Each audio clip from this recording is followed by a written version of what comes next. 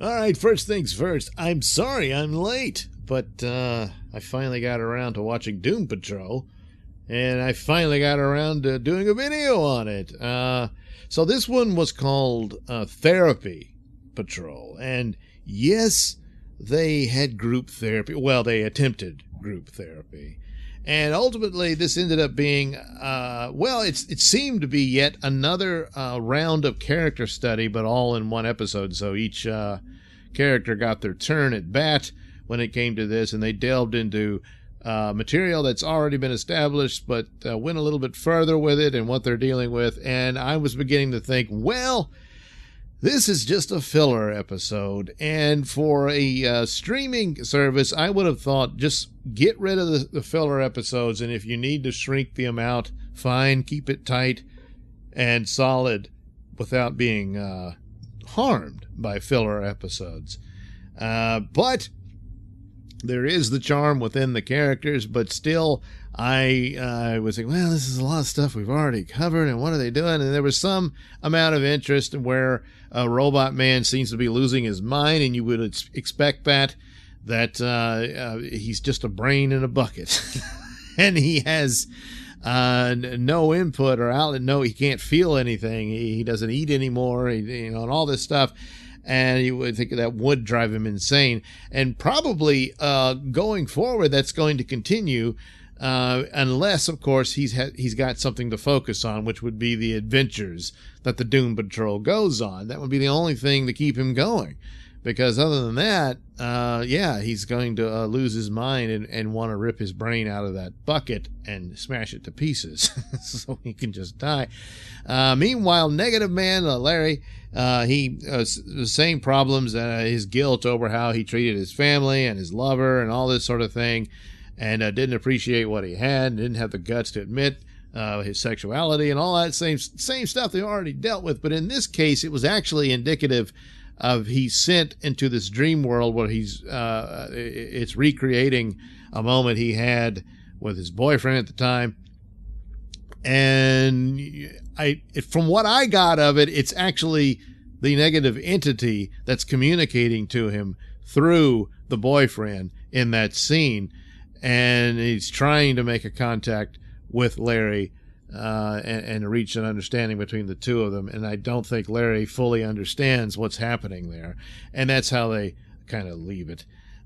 So each little detail, and then, of course, the relationship between Cyborg and his father. Now that Cyborg and his father seem to kind of mend fences, and now they're back where they started, but it's elements and catching up to things that they had established that Cyborg may have actually caused the death of his mother rather than it being an accident. And he's not certain, but with Mr. Nobody being in play, it very well may not be true. And but of course he could just ask his father. So some of these are a little bit of weaknesses here, because I think that would be the simplest solution to it. But he's mad at Dad again, and all this sort of thing. And he gets mad because turns out he had a bunch of messages from women on his Tinder account. And, then that ends up being sad, because at first they're all interested in him. When they think the business of him being Cyborg is just a few little elements, but no, his whole body is a machine, and he decides to take a selfie and show off his machine abs. And the girl's freaked out about it. And he's like, well, okay, I didn't want to do that anyway. And of course, it kind of proves his dad was right. It's like, well, I just didn't want you, he knew his son would probably get hurt by it, and he would, and so that's kind of how that worked out. But still, I'm not sure the organization here where he mends fences with his dad and now he's mad at him again. And it's this, I don't know that it would have gone that way or not. But ultimately, I was thinking this might be a weak episode that I'm like, damn, they had some really good ones. And now there's this. And then, the episode had a Hail Mary pass that saved the show. And I'm not going to spoil it entirely, but keeping with the surrealism, of course, always comes back to surrealism of Doom Patrol. Admiral Whiskers. That's all I'm going to say. And they keep doing the titles where it has to have patrol in the title all the time. It probably should have been Admiral Whiskers Patrol.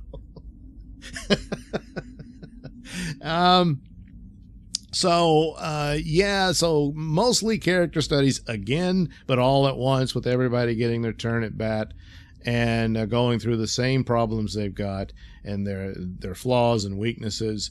That's bringing them down, and they're not really up to the challenge of how to defeat Mr. Nobody. And they've already seen what can happen to the team, because the previous team are all insane and trapped in basically their personal hell. And they say, well, that could be us. And you have to conclude that, yes, Mr. Nobody is at the root of just about everything they're going through and manipulating them into this, and this is how he'll keep them destroyed, because he knows they're still going to try to come get the chief, Niles Calder. And of course, in case you haven't read any of the Doom Patrol comics, and in particular the Grant Morrison version, there's something about the chief they're probably going to find out. And I'm thinking they have to go there, especially after this valiant effort they're making to save the man. And then I think that will be something they deal with probably in a second season, because I think this season is all about them eventually learning to become the Doom Patrol and save the day and save the chief and all that sort of thing. So, which of course they'll get there. But could have been a weak episode, but I got to hand it to them. I mean, that ending just sort of wiped everything else away. So, if you're not watching, you really should. But of course, again, like I said, I can't recommend it unless you're a hardcore comic book fan, and DC Comics in particular, and certainly Grant Morrison and that sort of thing.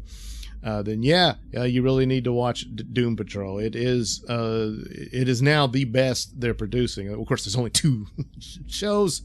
The cartoons, I wasn't too crazy about that one, but I think for the fans of that, they're really happy with it. But I'm not really interested in that sort of thing. But this Doom Patrol stands as the best. It's better than what Titans did, even though I saw potential in Titans. But Doom Patrol has really quite arrived, become a very force to be reckoned with, if you will. But still, there were weaknesses here, and they're still there. But somebody, I don't know, came up with this, but they figured out a way to save it in the end. And so, but still, for the weaknesses, I think I can only give this 4 out of 5 stars, because you can't just deny that those are there. And overall, for plot and to becoming repetitive of something you seemingly already resolved, is a bit of a problem.